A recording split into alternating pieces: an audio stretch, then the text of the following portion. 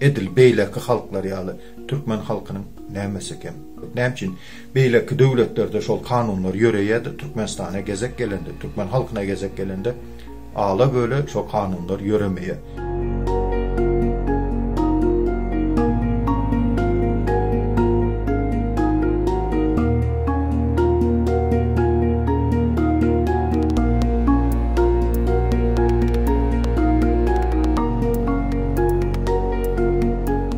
Türkiye devletine gelmemin esası sebebi o yurdun içinde söz azatlığının, hak hukukun bolmanlığı sebeple adam haklarına değişiklik olan kanunların yığı-yığıdan günde günaşa diýilen ýaly bozulmagy sebeple men Türkmenistandan daşary yurda çıkmaga niyet edindim.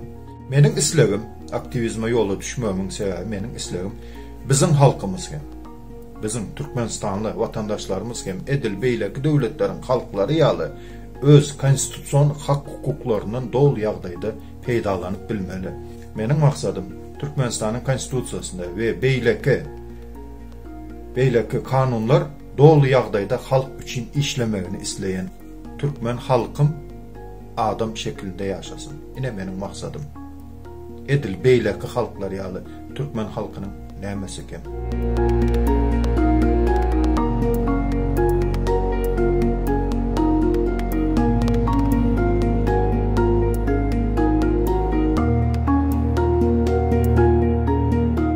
Biz bu yola çıkanda şeyle günlerinden boljaklığına, yetkilerinin boljaklığına, bu yolun yengil däldigine, gelecek neslimiz için erkin, asuda, adalatlı, demokratik döwlete kaldırmak için biz bu yola çıktık. Bu yoldan dönmek yok. Korkmagam yok vatandaşlar. Korkmalı däl. Biz bu taýda hiç ile kanuna karşı cinayet iş edemizak. Açın konstitusiýany, okan 42-nji maddany. Şo taýda konstitusiýa kepil geçen bizim söz azatlığımıza. Konstitusiýa hatta prezident hem tawindir, şol hem boyun eýmelidir.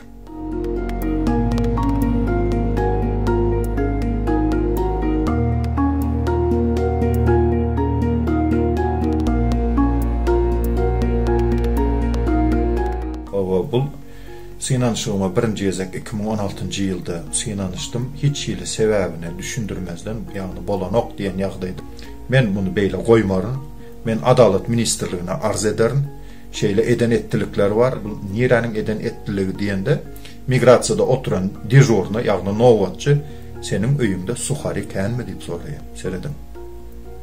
Onu näçin soradyň ýaşuly diýsem, sen var adalata arz et.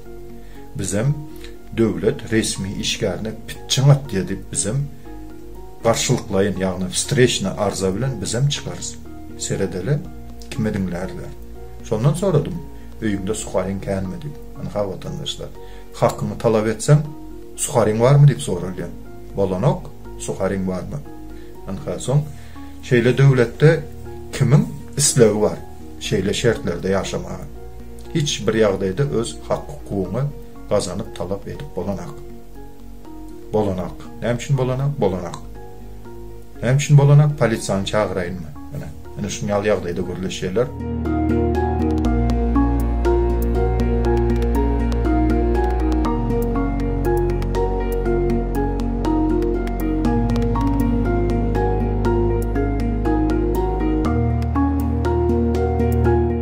Türkmenistanyň prezidenti şol döwürler entek prezidentlige saylananna kän wagt geçmende. Üstesine de ýaşy da entek ýaş, iş tejribesiniň hem az bolmagy mümkindir diýen pikir bilen biz şuna hat bilen yüzlenmeli diýen karara geldik. Şonu makul bildik.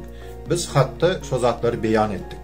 Teklip görnüşinde haýyş bilen hat gowşurmana Türkmenistanyň diplomatik edarasy İstanbul şäherinde yerleşen Gen konsulluğuna bardık. Türkmenistanyň Gen konsulluğuna bardık. Hazır çıkıp alarlar dedi. Bizem gapa seredip duruz. Bar ünsümüz şu kapıda. Emma yengsemizi kurşap alıp urmana başladılar. Urmana başlananlarım konsulluk edarasının işçileri, işgärleri. Konsullukta işleyen işgärler, resmi döwlet işgärleri. Gürleşmek zat yok. Urmana başladılar.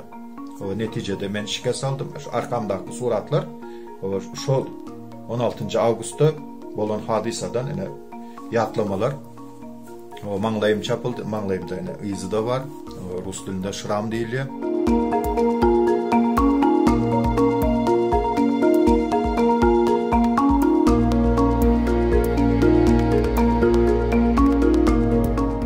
Allah murat Hudaý rahmyn videosunu görensiňiz şo taýda näqil ýagdaýda o adam urulýar, gynalýar. Şondan ütgeşik bolar diýip men pikir etmeýän. Türkmenistana dolanyp barmak niýetim bar. Emma häzirki rejimde, häzirki döwlet baş tutanlarynyň hökmürawan wagtynda men barjak däl. Sebäbi men baraýan ýagdaýymda diňe gynamalar bilen Türkmenistanyň türmelerinde ýok ediljegine meniň gözüm ýetipdi.